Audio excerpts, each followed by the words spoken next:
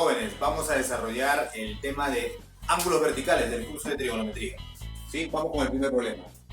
Desde la parte superior de un acantilado de 48 metros, se observa una lancha con un ángulo de depresión de 37 grados.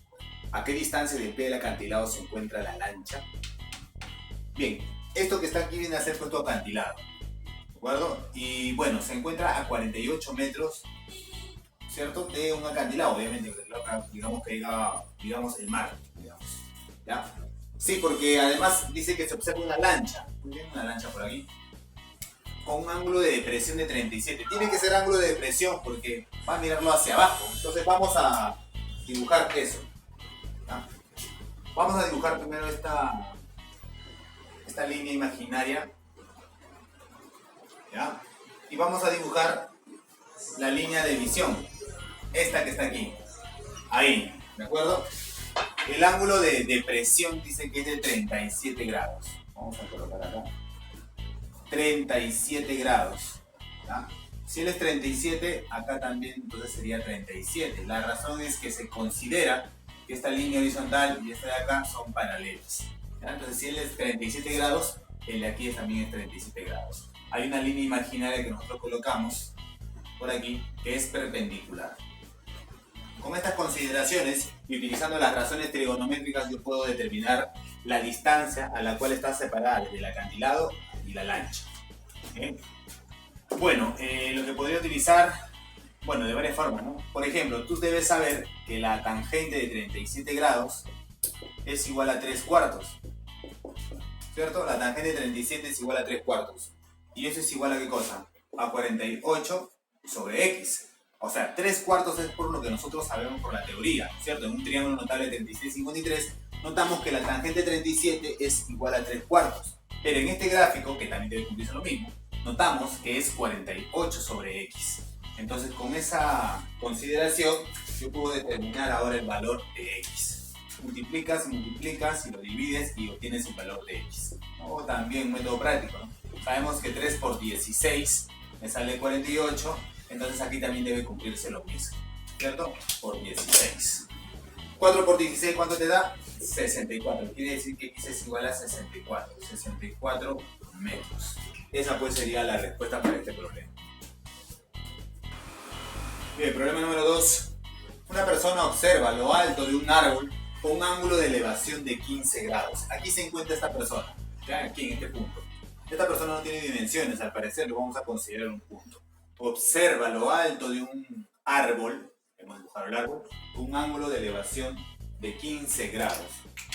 Vamos a dibujar entonces. Aquí vendría a ser lo alto del árbol, ¿no? Trazamos. Esta línea hace referencia a su línea visual, ¿no? Y el ángulo de elevación que tiene es de 15 grados, ¿no? Está alzando la mirada 15 grados.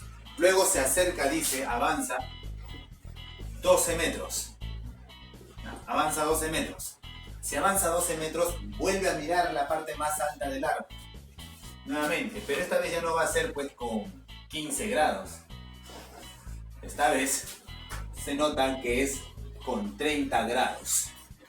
¿Sí? Con esos datos nos piden determinar la altura del árbol. Aquí hemos colocado más o menos cuánto sería pues la altura del árbol. A esa altura le voy a colocar una variable x. ¿Sí? X. X es lo que quiero calcular. ¿Cuánto vale? ¿Sí? Listo. Bien, aquí lo que nosotros nos damos cuenta es que en este triángulo, dos ángulos internos, ¿cierto? Vamos a llamar este ángulo que está. Este ángulo interno y este ángulo interno, los dos sumados me tienen que dar el tercer externo, que es 30. Entonces, si él es 15, necesariamente el que está aquí tiene que ser sí o sí 15 grados. Entonces notamos que este triángulo que está aquí es el triángulo isósceles, ¿ya? Donde este lado y este lado son iguales. Pero este lado vale 12, así que este lado de aquí vale también 12. 12 metros.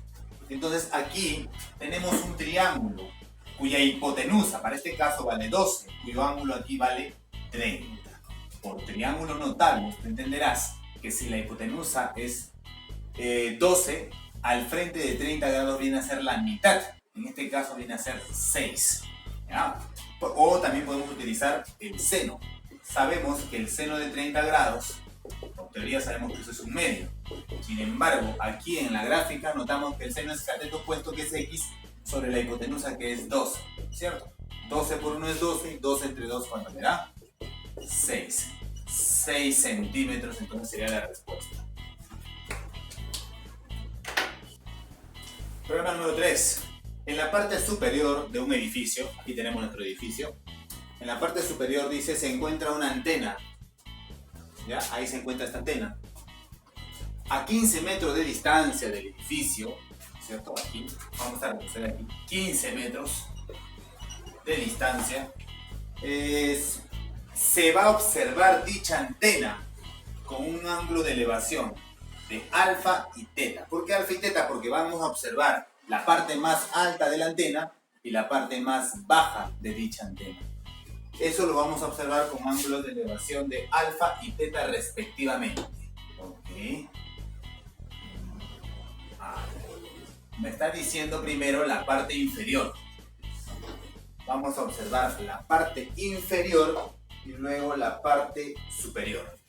La parte inferior con ángulo alfa. O sea, este ángulo que está aquí es alfa.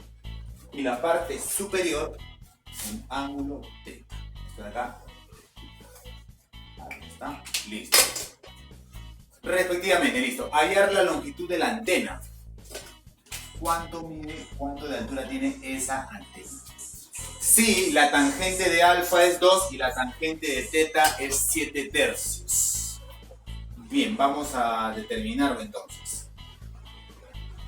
Mira, vamos a colocarle como dato aquí M, porque no sabemos cuánto vale la longitud del edificio, nada más que del edificio, ¿ya? Y vamos a trabajar con los datos que tenemos. Obviamente entendemos que aquí es perpendicular, ¿no? El edificio y el piso perpendicular. Bueno, me da de dato que la tangente de alfa es igual a 2, según el dato que tenemos. Pero según el gráfico, la tangente de alfa es cateto opuesto, que en este caso vendría a ser m, sobre el cateto adyacente, que en este caso vendría a ser 5. Se entiende entonces que este 15 y este 2 se multiplican. Entonces aquí notamos que m vale simplemente 30. ¿Sí? Entonces esto vale 30. Ya. Ahora, lo mismo voy a hacer pero para el ángulo teta. La tangente del ángulo teta. Según el dato, la tangente de teta es 7 tercios. Colocamos acá 7 tercios. Pero eso debe ser igual a cateto opuesto, que en este caso vendría a ser x más, ¿verdad? Más m. ¿M cuánto vale? 30. Sobre cateto adyacente, que vendría a ser 15. ¿De acuerdo? Bien, en esta pequeña ecuación yo ya puedo determinar cuánto vale el valor de x y ya se terminó. Método práctico. 3 por cuánto me da 15 por 5. Igual acá entonces. Bastará que lo multiplique por 5 al 7 para que me dé el resultado. 7 por 5 es 35. 35 es igual a ¿quién? A x más 30. De donde nos damos cuenta finalmente que x vale 5. 5 metros vendría a ser la altura de la antena. Problema número 4. Desde un punto en el suelo se observa lo alto de un edificio con un ángulo de elevación de alfa. Nos encontramos aquí y observamos la parte más alta de este edificio con un ángulo de elevación de alfa. Listo. Si avanzamos el triple de la longitud de lo que tiene ese edificio, ¿cierto? El triple ahí está indicado. Se avanza el triple de la longitud 3D. El nuevo ángulo de elevación sería el complemento de alfa. Entonces nos posicionamos aquí, hemos avanzado el triple. Ahora volvemos a observar la parte más alta y el ángulo de elevación viene a ser el complemento de alfa, que en este caso vendría a ser 90 menos alfa. Obtener el valor de esta expresión. Bueno, si él es 90 menos alfa, yo sé que te has dado cuenta rápidamente, sabemos que este de aquí tiene que ser alfa. Tiene que ser alfa de todas maneras. ¿Listo? Vamos a colocarle un valor a esto, le vamos a poner el valor de m, ¿ya? Esta pequeña longitud. Y bueno, el ángulo alfa, el que está aquí, está relacionado con este triángulo más grande, cuya tangente, vamos a colocarlo por aquí, la tangente del ángulo alfa es igual al cateto opuesto de sobre el cateto adyacente, que vendría a ser 3D más M. Pero da el mismo resultado que aplicar también la tangente de alfa para este pequeño triángulo. Cateto opuesto M sobre el cateto adyacente D. De esta pequeña ecuación diré pues D por D, simplemente D al cuadrado igual a M multiplicado por 3D más M, ¿no? Y esta expresión me va a servir para simplificar lo que me están preguntando.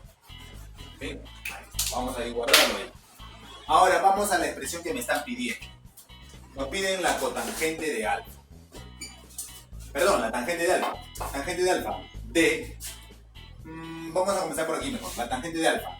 M sobre D. ¿De acuerdo? M sobre D. Nota por favor que está elevado al cuadrado y al cuadrado. Más. Por aquí. Cotangente de alfa. La cotangente de alfa viene a ser cateto adyacente sobre cateto opuesto. En este caso, 3D más M sobre D. Obviamente elevado al cuadrado, así como indica la expresión, al cuadrado.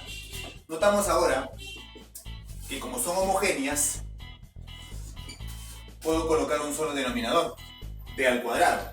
Y bueno, tenemos por aquí M al cuadrado y podemos expandir esta expresión, este binomio al cuadrado. 3D al cuadrado vendría a ser 9D al cuadrado, más el doble del primero por el segundo, ¿no? 2 por 3D por M, sería 6DM, más M al cuadrado, ¿no? El segundo al cuadrado. Ahí está, listo. Ahora, vamos a seguir reduciendo esa expresión. Tenemos en el denominador D al cuadrado, tenemos por aquí 9D al cuadrado, ¿cierto? Ahora aquí tenemos 2M cuadrado más 6 por D por M. Lo que vamos a hacer ahora es factorizar. Tenemos en el denominador D al cuadrado y aquí tenemos 9D al cuadrado más, vamos a factorizar 2 y también el factor M, sería 2 por M. Abrimos paréntesis para colocar lo que nos sobra. Si yo le quito 2M a esta expresión, todavía me queda un M. Si yo le quito 2M a esta expresión, me queda 3D. ¿Cierto? Ahora, esto será igual a, recuerda el mismo denominador, D al cuadrado. Y mira, 9D cuadrado. Ahora tenemos más 2 veces toda esta expresión. Pero esta expresión nosotros ya la conocemos. Toda esta expresión que es M por M más 3D, aquí está. Aquí es igual a D al cuadrado. Entonces, ¿te das cuenta? Aquí sería 9 más 2, sería 11. 11 veces D al cuadrado sobre D al cuadrado. Entonces es fácil darse cuenta, se cancela, que mi respuesta final simplemente es 11.